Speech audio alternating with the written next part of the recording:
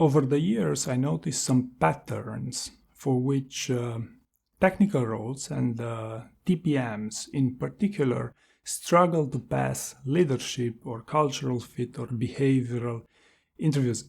The number one question used to screen TPMs in behavioral interviews is conflict resolution. Tell me about a conflict you had with your manager, with a peer, or simply inside your team, and various other flavors of this interview question.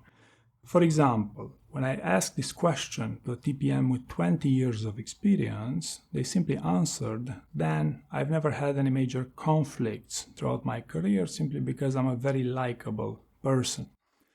To a skilled interviewer, this would signal that this candidate, was never part of a high-performing team. Another very common example of answer to the conflict resolution question is a candidate talking about a recent conflict with their manager, out of which they had to switch jobs. In other words, a very dangerous conflict without a happy ending, so to speak. To a skilled interviewer, this would signal that you may not be the best candidate for the role simply because this example is a bit dangerous. They would have to take a ton of risk with you going into job interview. Maybe another quick example of answer to conflict resolution would be when you provide an answer that is too junior for the type of role that you're applying for, especially for senior TPMs. A minor conflict with a colleague might not be sufficient to prove your interpersonal skills for this level of seniority. The next thing I like to talk about here is that most TPMs are too optimistic on how intelligible they are during job interviews. I actually know this from my coaching sessions where a majority of TPMs assume that I'm a TPM myself. And what happens here, this is a dangerous assumption simply because if you assume I'm a technical person, I will never be able to understand your technicalities that you're presenting me with, and therefore you'll come across as unintelligible during job interviews, or at least not sufficiently intelligible. So the fix here will be to always tailor your interview answers to who you're interviewing with. Your answer will sound, your story, the same story will sound differently when you're communicating it to another TPM when compared to communicating it to a recruiter or an interview coach. And maybe another pro tip here, whenever you present your stories, especially for technical roles, you use many acronyms. For example, I recently had a candidate who used the acronym BOM. That is Bill of Materials, which is quite common in the data center world. However, for me as an interview coach, whenever I hear BOM, I think about Best of Many. That's my website.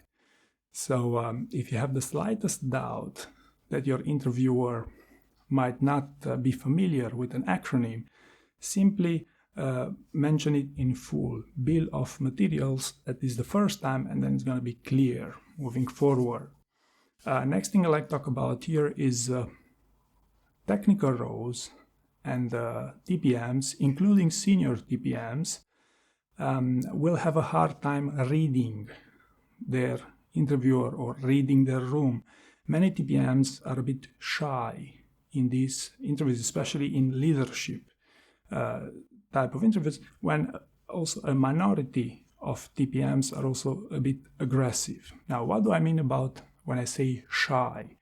I simply mean that a majority of TPMs, when you're presented with an interview question that is slightly ambiguous, maybe you didn't understand the question in full, you would prefer to make an assumption as to what they're asking you about instead of asking them for a clarification.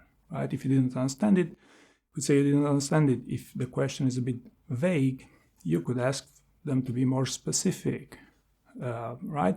This would be in a bid to optimize your chances that your first answer will be the best answer. This is critically important in these job interviews. It's not a matter of impression, but it's a matter of how you start if you have a strong start, if you give your best story from the first shot, you're sure to have the greatest answer. If you start quickly and answer it as quickly as possible with your second or your third best story, it's highly unlikely in today's 30-minute interviews that you're going to have the chance to also present your best stories. So this would be, don't be shy, ask for clarification to optimize your chances to pass the job interviews.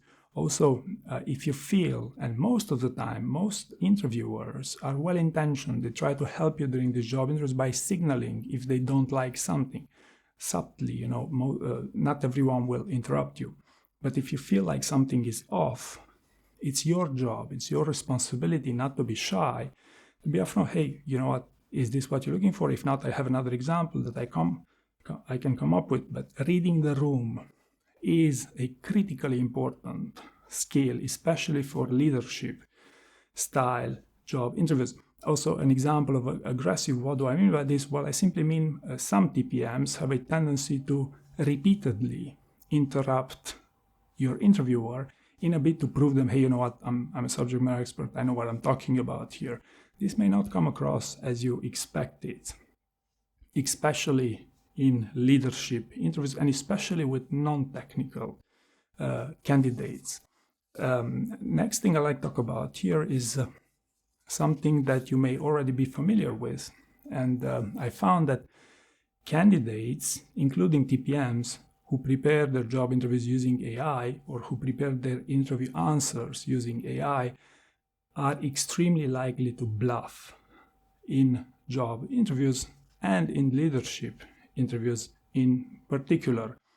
Why would you bluff in a behavioral interview and why using AI? Well, in a bit to sound more professional, because AI rewarded answers sound more professionals.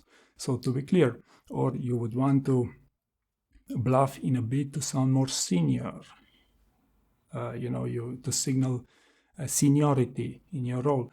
How do people bluff? Well, it's quite common techniques. You either come up with some metrics that that don't exist, a decision you didn't own.